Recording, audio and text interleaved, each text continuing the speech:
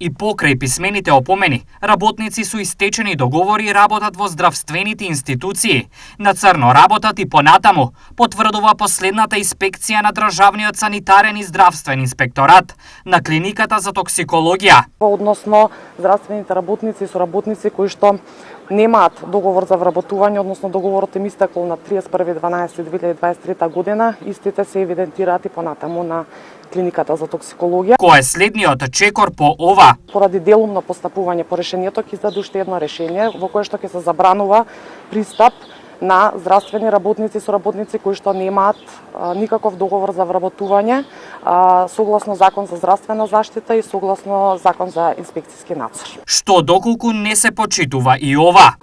Значи првото решение беше решение за опомена, ова сега ќе биде решение за забрана, доколку не ја почитуваат забраната ќе одиме со казни. Кои се казните за овие законски прекрашувања? Казните треба да ги провериме во законот колку изнесуваат, тие ќе бидат секако парични казни кои што ќе се однесуваат и на медицинскиот и на организацијскиот и на установата.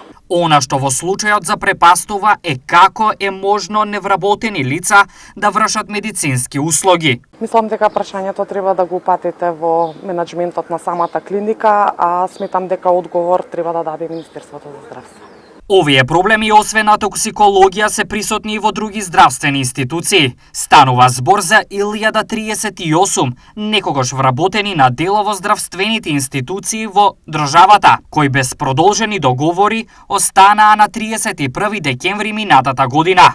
На нив им беше ветено трајно вработување, но тоа за голем дел од нив не се случи.